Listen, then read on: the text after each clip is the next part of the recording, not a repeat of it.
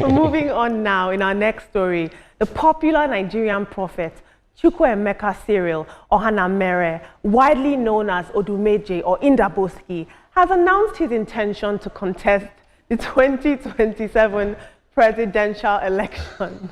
Now, in a viral video, the founder of the Mountain of Holy Ghost Intervention and Deliverance Ministry declared his ambition during a church sermon, emphasizing the need for a young and tech-savvy leadership in Nigeria. However, he has not disclosed details about his political party affiliation or any sort of tangible campaign strategy.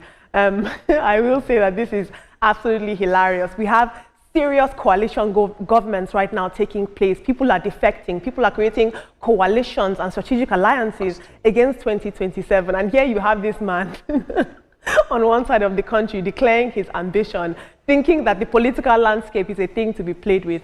But let me hear what you guys have to say. Sorry, let's take a look at what he has to say. Oh, we need a young leader in this country. And I think I'm coming out.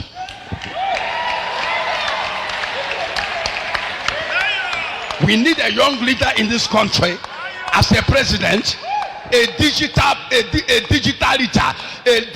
leader. A digital leader. I'm going to take a look at social media. Guys, this is hilarious. Sunday says, Indaboski for president, this election cycle just got more interesting. This is absolutely hilarious. I wonder if he's going to use miracles and his power of Indaboski to actually make the country better or put tangible policies in place. But before I move on to my co-anchors, I'd like to ask you guys to please chime in on the conversation. Do you think you have an interesting perspective you'd like to share with us? Please tag us with the hashtag TrendingNowTVC on any social media platform. I promise you that we are listening. Indaboski for president, guys, where do we even begin to dissect this conversation? Well, Indaboski for president. What? Just think about it. Just think about it. That will be. Well, for the first time, I'm lost for words. So maybe Brian will help me out. I mean, Indaboski for president. Well, I think we just need to do the reality check. Is Indaboski Nigerian? Does he carry the Nigerian passport or Nigerian? What do we call it? Is he a citizen? Yes, he is. Does he have the right under the Constitution to contest for president? Yes, it does. So if we check all of those things, does he have any criminal charges against him that would bar him from contesting? If he doesn't have, so why do we have to worry about it? And I know it's not the same thing. I know it's not the same thing. But the first time that Trump announced his presidency and presidency ambitions, we all laughed. Yes, I was going there. So it's not the same thing, but we found it comical. Right. There are so many unusual presidents in the world. You just mentioned Trump. He was just a businessman. He was just always playing all around, and they say he doesn't have that political background. We also have one who is also facing one of the biggest, world superpowers in the country. I mean, in the world, Volodymyr Zelensky, the Ukrainian president, who is a comedian and TV host. I mean, he was, I would say. So, and he's doing, so many things. Idi Amin, even though he had that military background, he didn't have much, educational background, but he became one of the, brutal dictators that we ever recorded in history.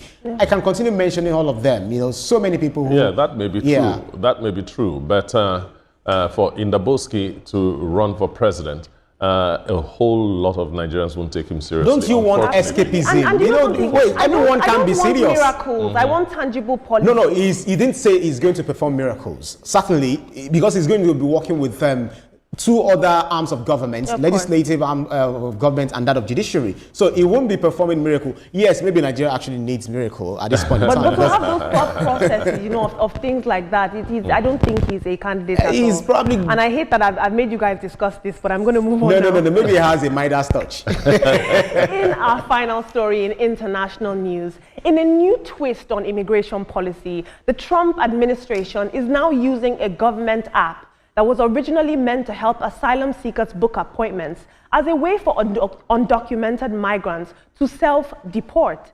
Now, the app called CPB Home lets migrants submit an intent to depart, which officials say could help them leave the country without facing harsher consequences like arrest or future re-entry bans.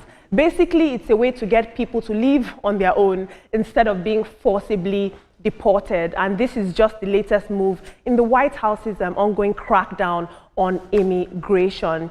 I will say that the Homeland Security Secretary has said that this is a humane way to get deportees out of the country. She says if you're an illegal immigrant and you know this and you leave the country, you still have a chance in a future date of coming back into the country legally and living the American dream. They also, this app will also prioritize the welfare of illegal immigrants. They will help them get resources back home and kind of take care of them. So Trump is saying, report yourself before I report you. If you don't deport yourself, I will find you because we have you in our database, hopefully, and you'll be sent back. But I'm going to have time for one tweet.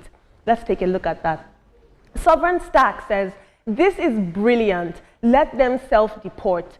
Save taxpayer money and free up ICE to focus on criminals. Win, win, win.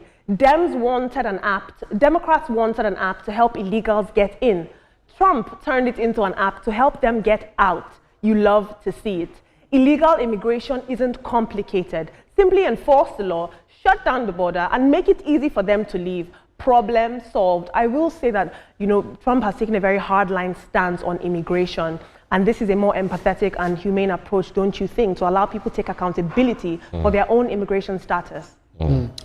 Yeah, so I think the issue of immigration, no country should allow anyone to illegally migrate to their countries, because even Nigeria deports a whole lot of people out of the country. Obama administration deported so many. Biden administration in the last 1 year, before Trump took over, deported so many people. In fact, he had even done more than what Trump is, talking about. It's just that Trump is, one way or the other, speaks louder than most of his actions. So I guess it's because he's talking more about it. That's why it's an issue. The advice I would also give to people who are illegally immigrated to the U.S. is that they should evict themselves out of the country so that they will have the opportunity to go back to the country, especially when it comes to migrating legally. So I do not see any problem in that. That's why I'm an illegal immigrant in the United States, and I still want to stay there because I've started a business, and the business is doing well and so on. And I go download an app that says, look, I want to get out of the United States. I'm looking at the acceptance. I don't know how well the people will respond to that. Yes, it might be a humane way of doing it as against the arrest and forceful eviction and all that, but will the immigrants, the illegal immigrants, take advantage of this? But I will say just a fact for you guys. The app was actually also present during the Biden administration, but it was initially, it was originally planned to help them book appointments and to put them into the database. And so some people are arguing that now that Trump actually has the illegal immigrants, their data, he could forcibly deport them. He's just giving them a chance. But that app has always been there. And the data of these illegal immigrants is still in that app. So he's just being nice. Yeah, so maybe you don't need to use the app, just go out of the country. And it's also a wake-up call to all of the country world leaders, a lot of the world leaders, to ensure that they work on their countries, they work on their citizens, and citizens should also do a whole lot to participate in nation building for their own, motherland. So it's just a wake-up call. I do not see anything wrong with that. And we saw India step in a little while ago when Trump was first sworn in and put these hard-line immigration policies in place. We saw India step in and say, we're actually coming in to take our people. No need to send them out, no need to put them on a plane. We are coming in and we are taking about 29,000 of our folks. And it'd be great to see more countries do that. But that's protecting your national pride of what India did. And it's quite commendable. And also quite commendable is the way you handled your segment. Thank you. Thank you, Olamide. Thank you. I always have fun much with you guys. All right, my dear.